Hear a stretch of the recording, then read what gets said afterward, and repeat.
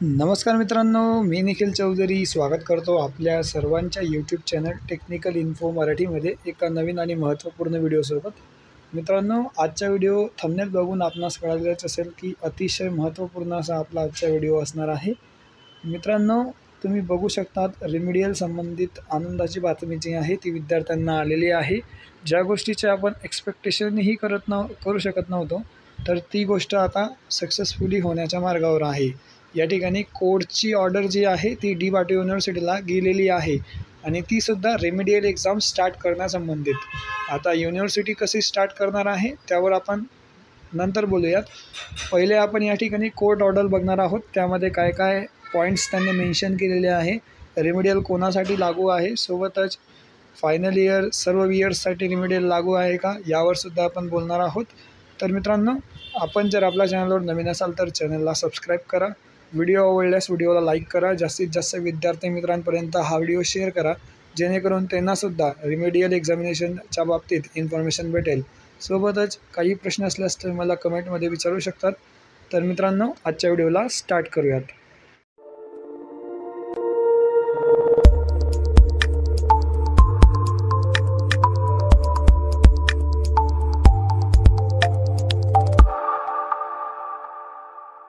तर मित्रांनो, तुम्ही स्क्रीनवर बघू शकता तुमच्यासमोर ही जी काही कोर्ट ऑर्डर आहे त्याची PDF बघायला भेटत असेल.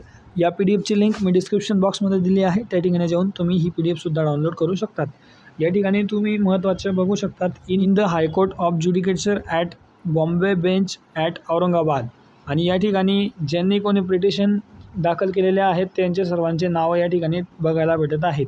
या PDFची लिंक मी डिस्क्रिप्शनमध्ये दिली आहे. त्या ठिकाणी जाऊन तुम्ही ही PDF देखील वाचू शकतात.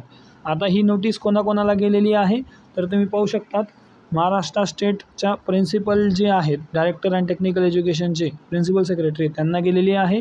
सोबतच डी.वाय.टी. युनिव्हर्सिटीचे व्हाईस चान्सलर यांना देखील गेलेली आहे.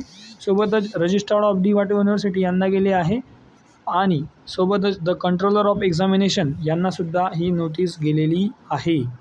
या ठिकाणी बघू शकतात, रिवाइज्ड ऑन 9 डिसेंबर 2024 आणि प्रोनाऊन्स कधी केली तर 19 डिसेंबर 2024.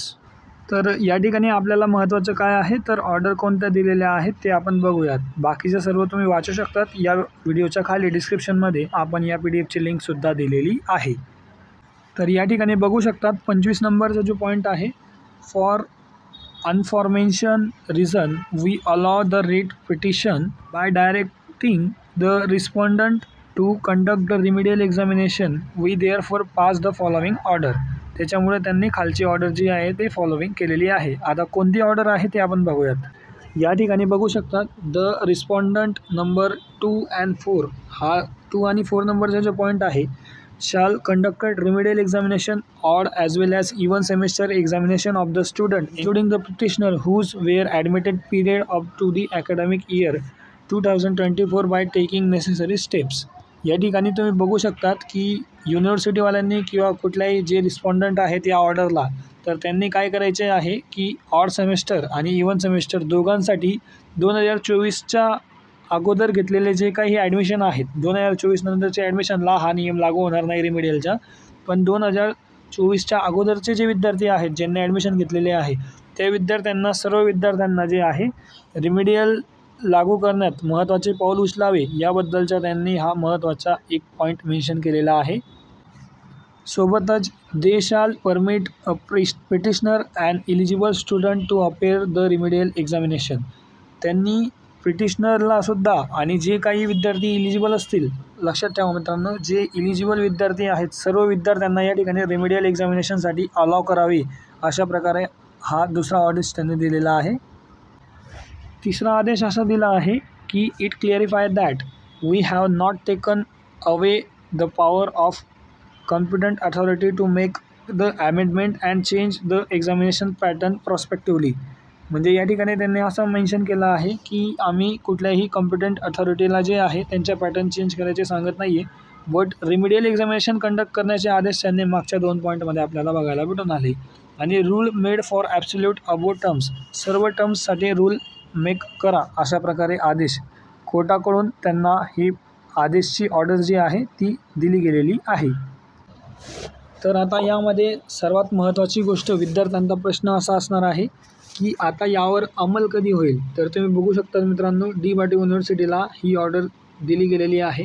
आता डी वाटी युनिव्हर्सिटी यावर एक GR काढेल. आता तो GR कधी येईल ते आपण काही सांगू शकत नाही. बट रिमिडियल अलाव करण्याचे ऑप्शन जे आहे ते आदेश कोर्टाकडून जे आहेत ते आपल्या साईडने निर्णय जो आहे तो लागलेला आहे. यावरून मित्रांनो, डी वाटी युनिव्हर्सिटीकडून लवकरच एक GR जो आहे तो आपल्याला अपेक्षित आहे. डी वाटी युनिव्हर्सिटीकडून जसाही नोटिफिकेशन किंवा GR आपल्याला आला रिमिडियल संबंधित, तर आपली रिमिडियल स्टार्ट होईल किंवा नाही होईल हे तुम्हाला डी वाटी युनिव्हर्सिटीचा GR किंवा नोटिफिकेशन आल्यानंतरच कळेल. आता ही 19 डिसेंबरला फॉरवर्ड केली गेलेली नोटीस आहे. आता यावर युनिव्हर्सिटी जे काही निर्णय घेईल त्याच्या संबंधित जशी आपल्याकडे अपडेट येईल तशी सर्वात प्रथम आपल्या चॅनलवर आपण जे आहे देण्याचा प्रयत्न करणार आहेत. त्यासाठी तुम्ही आपल्या चॅनलला सबस्क्राईब करून ठेवा. आणि मित्रांनो, सोबतच तुमच्या युनिव्हर्सिटी एक्झामचा टाईमटेबल जो आहे तो लवकरच येणार आहे.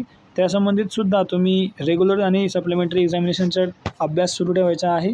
सोबतच इव्हन सेमिस्टरचे एक्झामिनेशनसुद्धा सुरू आहेत, त्यांचेसुद्धा अभ्यास तुम्ही वेळेवर स्टार्ट करून ठेवायचा आहे.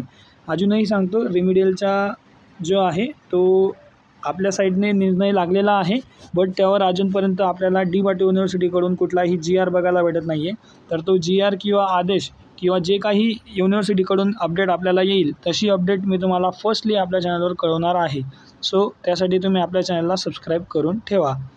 तर आय होप मित्रांनो, तुम्हाला सर्व प्रकारच्या जो कोर्ट ऑर्डर आहे ती समजली असेल. रिमिडियल संबंधित अपडेट जी आहे ती देखील तुम्हाला मिळाली असेल.